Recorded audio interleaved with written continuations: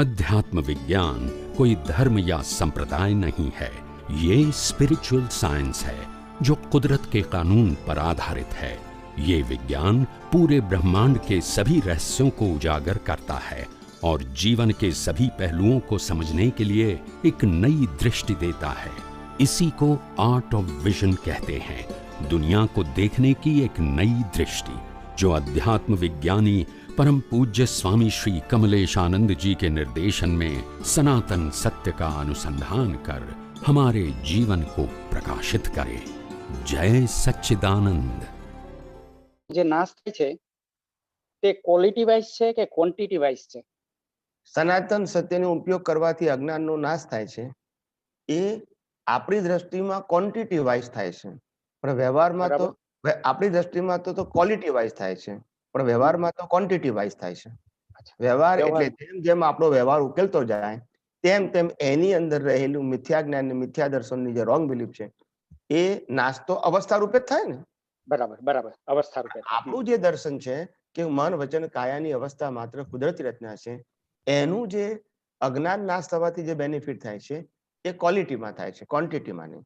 બરાબર, એટલે આપણું જે ક્વોલિટી છે ને એ જ્ઞાન અને દર્શનની ગાઢ બનતી જાય છે, અને પેલું અજ્ઞાન છે ને એ ક્વોન્ટિટીમાં નાશ થતું જાય છે।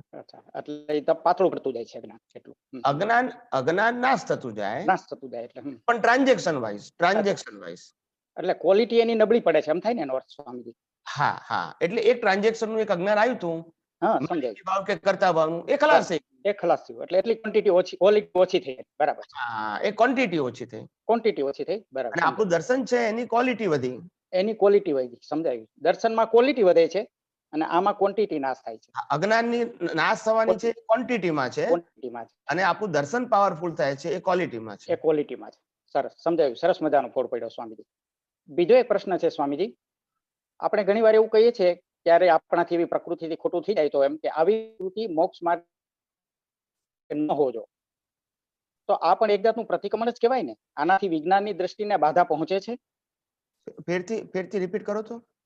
આપણે ઘણી વખત એવું બોલીએ છીએ આપણી પ્રકૃતિને માટે, ક્યારેક એવી વધારે પડતી ખરાબ પ્રકૃતિ નીકળી જાય તો આપણે એવું કહીએ છીએ કે આવી પ્રકૃતિ મોક્ષ માર્ગને લાયક અને સહાયક નથી, માટે ન હોજો, તો આને પ્રતિક્રમણ કહેવાય? આનાથી વિજ્ઞાનની દ્રષ્ટિને કોઈ બાધા પહોંચે છે? ના, એટલે આમાં શું થાય છે કે વિજ્ઞાનને તો બાધા નથી પહોંચતું, તમારું જે સંજોગો આયા એ સંજોગોની અંદર તમારી જે ફૂલ જાગૃતિ રહેવી જોઈએ દર્શનની, એટલે કે કુદરતી રચના જોવાની, એ ના રહી માટે આપણે આ કરીએ છીએ। કેમ કે કદાચ કાચું રહી જાય તો કેરી ફોરવર્ડ કરવો કર્મ, એના કરતા આવું બોલીએ એટલે સિગ્નેચર ના થઈ કહેવાય। વિજ્ઞાન તો એટલું નબળું પડ્યું જ છે ત્યાં ઉપયોગ કરવાનો। હા, ત્યાં વિજ્ઞાન ના કર્યું, વિજ્ઞાનનો ઉપયોગ યથાર્થ ના થયો માટે તો આપણે આ કરવું પડે છે। વિજ્ઞાનનો ઉપયોગ 100% હોય તો આની જરૂર જ નથી। પણ હું પાછળથી પાછો વિજ્ઞાનનો ઉપયોગ કરી લઉં છું તો કર્મ તો બંધાશે જ, પણ તમે આજે ઉપયોગ કરી નાખ્યો એટલે સંજોગ જયારે ઉદયમાં આવશે ત્યારે આ વિજ્ઞાન તમારું હાજર રહેશે, જે અત્યારે પુરુષાર્થ રૂપે છે એ તમારે ઉદયમાં આવશે। પણ પેલું આ પ્રકૃતિ આવી ન હોજો એ કીધું, એનો લાભ તો મળશે જ ને, એનો બેનિફિટ તો થશે જ ને? હું એ જ કહું છું ને તમને, એ જ કહું છું, એટલે તમારી જે તીવ્રતા હતી એ મોડી પડશે। બરાબર, સમજાયું સ્વામી, પણ વિજ્ઞાન એ હાજર રહેશે। હા હા, બરાબર, સમજાયું સ્વામી। જય સચ્ચિદાનંદ સ્વામી। જય સચ્ચિદાનંદ। બોલો ફેરથી। કોઈ પણ કર્મનું બીજ પડે ત્યારે ઉદયમાં આવવાની ડ્યુ ડેટ, સમય નક્કી થઈ જાય। બરાબર, પછી તો એ જ્યારે આપણે ભાવ કરી ત્યારે જ થઈ જાય કે એ ભાવમાંથી જ્યારે દ્રવ્ય કર્મમાં આવે ત્યારે થાય? ના, એની ડ્યુ ડેટ ક્યારે નક્કી થાય? આપણે જ્યારે ભાવ કર્યા પછી એ ભાવ તમારે આપણા દ્રવ્ય કર્મમાં આવે ને ત્યારે। ઓકે, હા, બસ તો દ્રવ્ય કર્મમાં આવ્યું એટલે શું થાય? તમારો ભાવ સીલ થઈ ગયો કહેવાય। હા હા, ભાવ કર્મમાંથી ભાવને બદલી શકાય, દ્રવ્ય કર્મ એટલે સીલ થઈ ગયું। હવે સીલ થઈ ગયો નો મતલબ તમારી ડિઝાઇન નક્કી થઈ ગઈ, હવે કુદરત પાસે ગયું, હવે તમે કશું ના કરી શકો। ઓકે ઓકે, હા, એટલે સમજી ગઈ, એટલે હું જસ્ટ શ્યોર કરવા કે ભાવ વખતે કે દ્રવ્ય વખતે? ઓકે, દ્રવ્ય વખતે। ઓકે, અને બીજું છે કે જેને ભાવ છે તેને ભાવ હોય જ, છેલ્લા અવતારમાં ભાવ ન હોય, પછી ફૂલ સ્ટોપ આવે છે, પછી લખ્યું છે સંવરપૂર્વકની નિજરા છેલ્લા અવતારમાં જોઈ. આ 219મું હતું. સંવરપૂર્વકની નિજરા છેલ્લા અવતારમાં જ હોય. તો મારે એ ક્વેશ્ચન થાય છે કે આપણે જે પ્રાપ્ત કરી હોય દ્રષ્ટિ, જે હમણાં અમે તમારી પાસેથી દ્રષ્ટિ પ્રાપ્ત કરીએ છીએ, તો આપણે એને સંજોગોમાં ઉપયોગ કરીએ તો તેમ ગ્રેજ્યુઅલી આપણી સંવરપૂર્વક નિજરા તો થતી હોય, એ ના કહેવાય? એ કેમ છેલ્લા અવતારનું જ કહે છે? સંવરપૂર્વકની નિર્જરા એટલે શું કહેવાય કે જેમાં ચાર્જ ના હોય.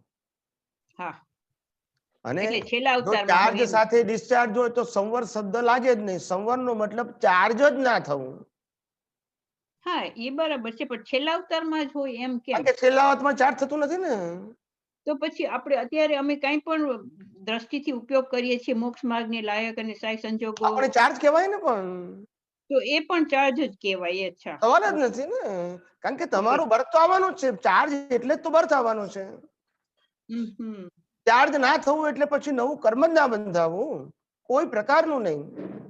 તો પછી એ આમાં છેલ્લા જો અવતારમાં જ પોસિબલ છે. એ છેલ્લા અવતારમાં જ પોસિબલ છે. ઓકે, તો પછી આમાં શું ક્વેશ્ચન આવે કે જો અત્યારે કોઈ પણ એવા જીવ છે જે ઘણા અત્યારે કે જે કેવળ દર્શન થઈ ગયું છે પણ કર્મના હિસાબે બીજી યોનિમાં છે, કોઈ મનુષ્યમાં હોય કે કોઈ બીજી ગતિમાં ગયા હોય, તો પછી એ લોકોને પણ અત્યારે એવી જ હાલત હોય? શું પણ એવી એટલે શું પણ? એટલે એ લોકોનું કોઈ પણ વસ્તુ ચાર્જ ન થતી હોય, આ ડિસ્ચાર્જ માટે જ ગયા હોય એમ, કે પ્રતિષ્ઠિત આત્મા તો ના હોય ને ત્યારે, તો પણ એ લોકોનો છેલ્લો અવતાર ના હોય તો પણ એમ સમજવું હતું. એ લોકોને પણ સંવરપૂર્વક નિર્જરા ના કહેવાય ને. પણ ડિસ્ચાર્જ તો થાય છે એ લોકોનું. હા, પણ એ લોકોને ડિસ્ચાર્જ કહેવાય. અહીંયા સંવરપૂર્વક નિર્જરાનો મતલબ શું થાય કે આત્માના સ્વ સ્વરૂપમાં રહે છે, માટે નવું બંધાતું નથી અને જૂનું ઉકલી જાય છે, પતી ગયું. ઓકે, એટલે અહીંયા પુરુષાર્થના કોન્ટેક્સ્ટમાં વાત છે, પણ છેલ્લા અવતારમાં પુરુષાર્થથી ઉપર ગયો એની વાત છે. જ્યારે મનુષ્ય સિવાયની બીજી ગતિ હોય, દેવ ગતિ હોય, નર ગતિ હોય, પશુઓની હોય, એમાં તો પુરુષાર્થ જ નથી. પછી સંવરપૂર્વક નિર્જરાનો પ્રશ્ન જ ક્યાં આવે છે? ઓનલી ડિસ્ચાર્જ કહેવાય. ઓહો, એટલે so there is a difference between discharge and સંવરપૂર્વક નિજરા. હવે સમજી ગઈ. ઓકે, પેલા ઈ કન્ફ્યુઝન હતું કે મને એમ કે સંવર એટલે શું કહેવાય કે સ્વ સ્વરૂપમાં સ્થિત થવું અથવા સ્વ સ્વરૂપમાં રહેવું, અને પછી બહાર જે નિકાલ થાય એને સંવરપૂર્વકની નિર્જરા કહેવાય છે. ઓકે, હવે એ લોકોને તો પુરુષાર્થ છે જ નહીં, એટલે શુદ્ધાત્મામાં રહેવાનું અથવા ફાઇલનો સંભાવ્ય નિકાલ કરવો, બેમાંથી એક પુરુષાર્થ નથી એ લોકોને. અચ્છા, તો અમારે અત્યારે જે અમે આગળ જેમ થોડું સમજીએ છીએ ને, જે શુદ્ધાત્મામાં રહીને જે ડિસ્ચાર્જ થતું એને જોયા રાખે, તો પણ અમારી સંવરપૂર્વક ના કહેવાય, નિજરા ના કહેવાય. ના, સંવરપૂર્વક વિજ્ઞાનપૂર્વક નિર્જરા કહેવાય, સંવરપૂર્વક ના કહેવાય. કેવી વિજ્ઞાનપૂર્વક? ઓકે, વિજ્ઞાન એટલે આ જગતનું સનાતન સત્ય. ઓકે, તો સંવરપૂર્વક ના કહેવાય. ઓકે, તે જરાક બધું. Okay, thank you. તમને વાત સમજાવું. તમે ગુંચાયા છો ક્યાં, હું સમજી ગયો છું.